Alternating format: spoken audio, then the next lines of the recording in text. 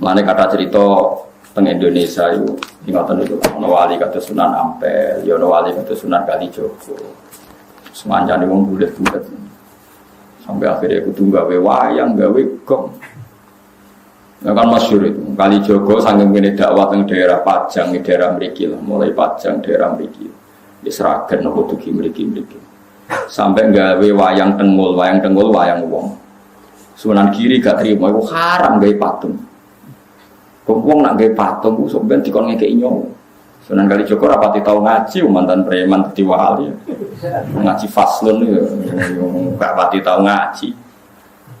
Walhasil akhirnya di tengah-tengah mbek Sunan Kudus sing luwih alim luwih seni. Ya ngene ae. Wayang itu dipeokno wae. Terus dadi wayang kulit. Perkarane nak wayang tengul iku patung. Tapi nak trepes kulit itu ora kena dikeki nyawa wis banyak kabeh. Mulane kula nate sowan teng kiai niku kiai alim dikeki hadiah mebel lemari saka Jepara. Niku gambare iku manuk bangun. Wapi, wos wapi tenan ukirane manuk. Tapi gulune iku protok. Perkara ini pas teko langsung diketok mbek kiai. Pas gulune tok ya sithik nek diketok. Nah takok itu kok diketok ya. Mergo ben ra urip.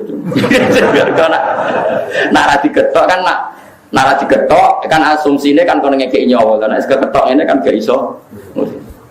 Lah ngetok kok sithik wis mati jong.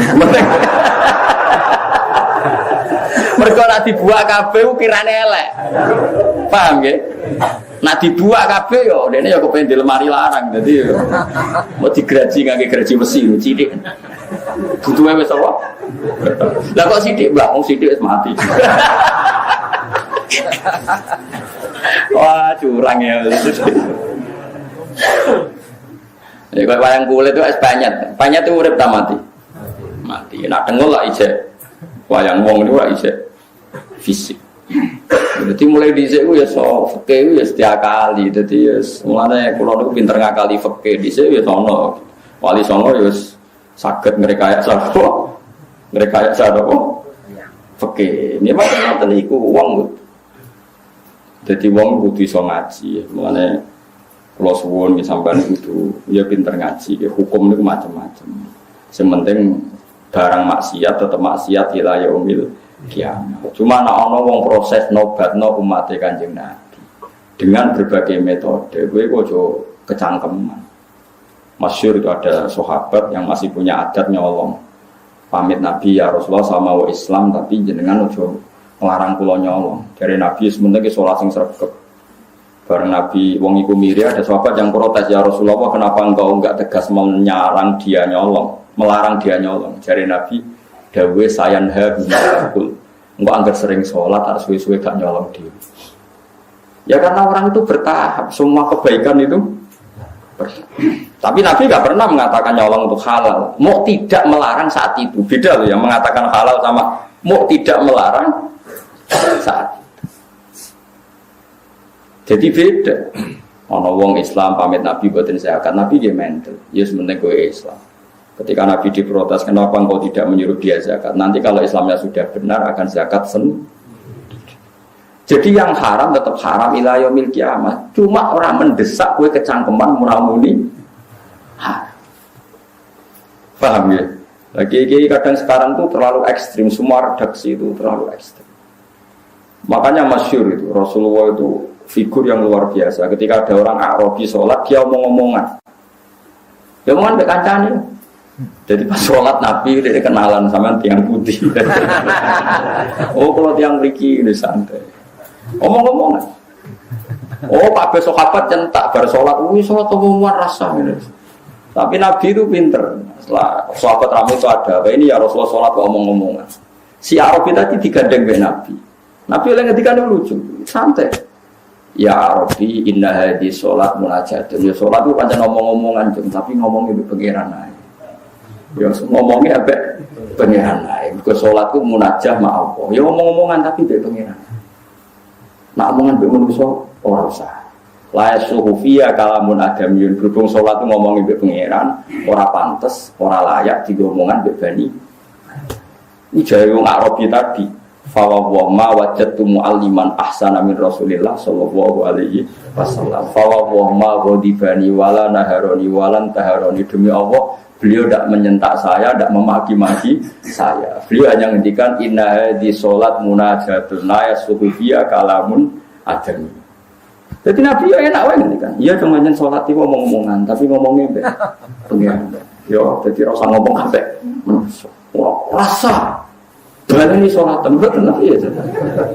Mbok mate kok sedek keren, padahal Nabi ini ngoten. Ora ora. Niku jenenge evolusi. Dadi Nabi ini bijak kena umatnya wis rapati kok. Ya mergo kurang ilmu, rata-rata ora bijak kurang apa. Kerenge didhisikno. Jadi kita ini itu terus belajar gitu, terus nopo. Meskipun hal-hal yang mungkin kita duga dulu itu kontroversi, tapi sekarang itu kelihatan penting. Saya di Matolek Kajen itu pernah disuruh jadi narasumber fikih. Itu saya bilang begini, kamu masih muda harus belajar fikih yang luas. Termasuk kemungkinan sholat jenazah itu boleh jenazahnya di belakang. Meskipun itu aneh dan tidak perlu kamu lakukan karena kamu dianggap aneh. Tapi itu zaman Imam Nawawi yang ngarang Majmu' sudah dibicarakan. Jenazah di depan itu syarat sah atau adat. Mulai dulu lama bilang hanya adat. Hakada wajadna dzalika salafan wa khulafan. Panjen kita nak nyolati jenazah, normalnya jenazah di depan. Tapi itu hanya adat. Enggak bisa kamu katakan syartu sihah syarat sah.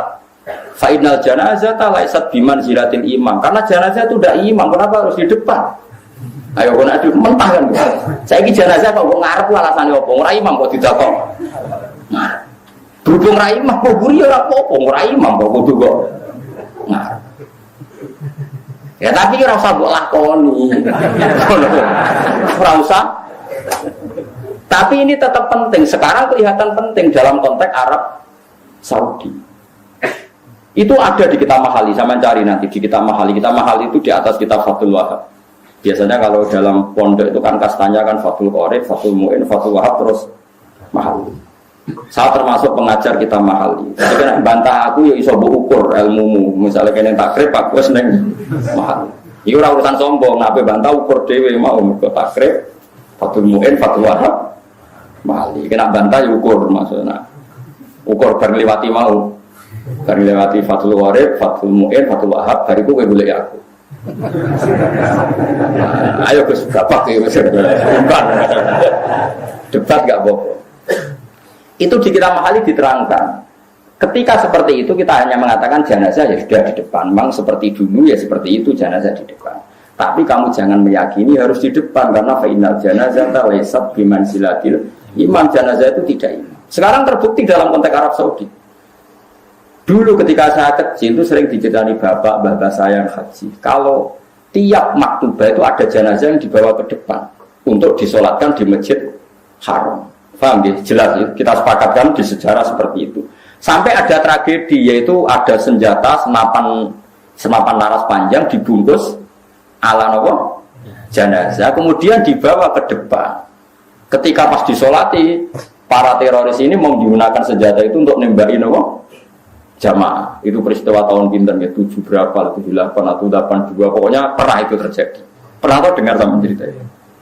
Terus sekarang di Arab Saudi tiap maktubah yang nate haji nate umrah tiap maktubah ada sholat jenazah enggak? Enggak, sama jawab saja. Ada kan? Sekarang tuh ada enggak? Ada. Jenazahnya di mana? Enggak di depan apa di belakang? Di belakang, tetap di kamar jenazah. Aku tuh eling Imam Nawawi, cek mandi nih Imam Nawawi. Tapi di Indonesia kira usah ngomong. Jenazah pe gaya pisan kok ngarepe kok putus komburi. Oh Indonesia kan enggak mendesak untuk. Dadi mosque dadi mudin aja lakoni dosa gede. Maksudnya dalam konteks Indonesia ora usah.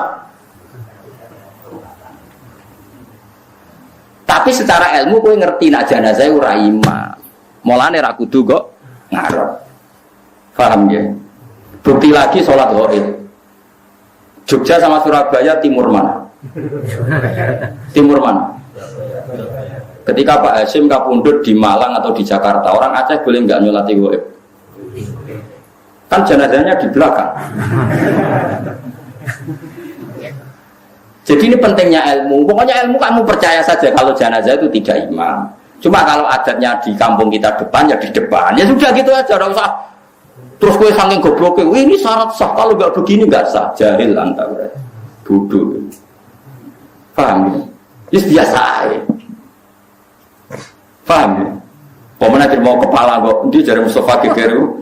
Nak sirah itu tempat di, nak tempat utara masalah saya. Biasanya di Mosoro gue. Gitu loh, mesti gitu ya. Nah kan, loh ada Mustafa juga terima kata saya gitu. Nah datang lagi sirah tengah orang gitu. Apa separuh? Lanang itu. Kan lanang gitu. Gitu. Oh gitu loh. Nggak sampai lanang. Lor. Nak teng daerah kula lor kabeh. Mriki alhamdulillah wonten lor wonten gitu. Nah lor kula ya ora masalah, karena ora imam mampus. Ya tapi sing fanatik nggih kuwat. Kula niku wis kiai ini bolak-balik nak teng daerah kula nggih enak lah, masih banyak orang alim. Wonten. Kula nate nyolati jenazah sirahe ku ning lor. Keluarganya kebetulan rada aneh, setuju sirah itu ning kidul, ya jenazah lanang. Ambek mudin tengen kula ora trimo. Kene mulai dhisik kiai kene iku luar terus kok aneh-aneh ning kidul. Jare keluargane, "Mboten kiai kula kedadak kidul." Lah kula calon imame kula jaga guri, padahal sing imami mengke kula. Aku terus omong ya. Mpun tek yang lor teng kidul, wong kula kaul jenazah kok guri wae roh, kok menawa trimo lor mbek kidul lho. Lalu sendiri jenis Gus Bak, pun sami napa. Mana ada ilmu sholat luar bek kidul, semua macam jenazah kok guri, aku roh kaule. Wah, menang deh. Saya mana kita bantah aku ngenteni mau kita takrib, mungkin satu wahab terus hal ini. Dari itu boleh ikut loh. Mohon Gus imbang, mari berdebat, no. Tapi yang ngaji mahali khatam bolak-balik becek latihan Jadi ilmu itu tetap penting meskipun tidak harus kamu lakukan, karena kalau kamu lakukan jadi fitnah, Rasulullah pun tidak senang, karena fitnah itu Rasulullah tidak senang. Jika kalau kamu melakukan itu di Indonesia maka hukumnya fasik karena Anda menjadikan fitnah. Tapi kamu harus tetap yakin bahwa jenazah di depan itu tidak syarat sah karena dia tidak imam. Soal ngelakoni, tapi rasa kecangkeman itu syarat sah. Buktinya sekarang di Mekah, kabeh jenazah ditakoni kamar mayat, padahal ada sholat jenazah. Karena kalau ditakok di depan iso bayangno kan ruwete musim haji. Ruwet ora? Indonesia kan gak ruwet. Wong imame dadi lakon yo pasiku, mayite dadi lakon pasiku, ditakok guri kan ya sarake kan. Jadi uang kudu mikir, karena nanti kalau jadi fitnah, haramnya itu bukan karena apa-apa, karena ini jadi nopo. Cuma kamu secara ilmu tetap yakin kalau itu tidak syarat sah. Ya, kamu harus yakin secara ilmu tidak syarat sah. Dia gak imam. Oh berapa ada nyolati jenazah. Kadang gak ono sing fanatik nak wedok iku, para bokong gitu kan. Nak lanang iku, para sirah ya dekati nopo jadi. Apa bunda? Nak sing fanatik ngoten, ana imam jenazah iku wedok. Lah imame iku proses wong imam kadang nggih sepon wis ra mikir ngar maju. Ini dicekel di benerno. Nah aku boten nate kan. Sebab karep-karep kok. Tapi nak sing imam fanatik tak kok. Kan kadang nak kitab kan kok diliyo desa kan gak paham. Niki lanang napa wedok. Jalur Bang. Ngatur posisi wae, dekati napa. Wah, udah nak wedok dekatnya apa kan? Bener bener. Lah kan aku tahu jadi imam loh. Saya sampai jam mati di sholat rukun. Pino tenan yakin saya. Lah sing jalur sepuro ora mesti di sepuro pangeran. Kulo niku pun gadah jatah ngimami kada wonten tiang-tiang sepuh sing wis wasiat ana mati sing nyolati Gus Bae kulo wong-wong ngel-ngel wong tenan wasiat kok eleke ngono. Ke alasane jare wong hafal Quran ngalim iso nyafaati kulo niku untuk akeh. Nanti tentang pandangan itu wasiat ngotot nopo kayak gitu sebab itu kalau semua gara-gara wasiat elek gitu nyal uang ya. Tapi kalau tentang ngomong gitu kepeksa nak parah kena ada buatan. Jadi paham ya, jadi ilmu itu di atas segala-galanya. Karena ini kita butuhkan. Andai kan tidak ada ilmu itu dicetuskan Imam Nawawi, maka dalam konteks Arab Saudi setiap jenazah harus di depan. Kayak apa susahnya? Musim haji jenazah dipaksakan ke depan. Padahal yang mati banyak, misalnya kasus Mina, kasus nopo terowongan, kasus nopo Green. Coba tanyakan yang haji-haji, saat itu ada nggak jenazah dekat Sudes? Ada nggak? Sama jawab saja. Nggak ada, di belakang tetap di kamar mayit. Itu saya sering ditanya sama anak-anak. Lalu caranya sah gimana? Ke saya tadi kita butuh yang punya Imam Nawawi. Memang dari awal jenazah itu tidak imam. Meskipun kita tidak akan melakukan itu di Indonesia, jelas benar mari fitnah. Tapi apapun kita sering melakukan itu di Indonesia, jangan yakini itu syarat sah. Makanya ilmu itu harus di atas segala-galanya. Makanya ilmu nomor 1 fa'lam annahu la ilaha illallah. Ketika Allah mensifati zatnya, termasuk yang dikenalkan apa? Iqra wa rabbukal akram. Alladzi 'allama. Allah itu zat yang mulang. Jadi mulang sifatnya Allah. Makanya ulama itu senang mulang. Allah mensifati zatnya itu alladzi 'allama, zat yang mulang. Artinya apa yang diperkenalkan adalah ilmu. Nah sekarang banyak kiai itu lebih senang ibadah dibanding ilmu. Itu ya jane rodok musibah sajane. Tapi timbang dekne ora pati iso ilmu ya kok ibadah. Mau fatwa melengkar malah ndak karu-karuan. Tapi sebetulnya ilmu dengan ibadah itu harusnya dulu ilmu. Karena ilmu ini penting, yang mengawal ibadah itu ilmu. Karena itu sudah kaidah. Sana setiap amal diberi ilmin wa amaluhu mardudatun la tuqbal. Amalnya juga diterima. Tetapi saya berharap Allah Rahman, semoga tetap ditompo sendiri-sendiri lah. Tapi tadi kamu harus punya kematangan ilmu yang mantap. Biar nak jenazah itu raimam, biar jenazah itu. Sehingga kita mudah menganalisis kenapa jenazah di Surabaya orang Jogja boleh sholat, jenazah di Jakarta orang Aceh boleh sholat. Padahal jenazah di belakang, karena memang awalnya jenazah tidak imam. Mau selesai kan? Artinya barokahnya ilmu tadi kita bisa mengurai sekian muskilat, sekian kejanggalan. Paham ya? Meskipun itu tidak kita lakukan. Paham ya? Ya sama seperti tadi iddah. Yang butuh iddah itu nikah sofi. Kalau tidak nikah sofi tidak ada apa? Iddah. Karena sing jenenge iddah itu wong diceraikan suaminya atau ditinggal mati suaminya, maka iddahnya. Nah, padahal kata-kata itu tidak ada dalam konteks berzina. Nah, ya tadi beda kan orang yang diceraikan suaminya atau ditinggal mati suaminya, maka untuk menikah lagi harus iddah. Nah, sekarang orang yang hasil hubungan gelap, terus tarifnya di definisi ini.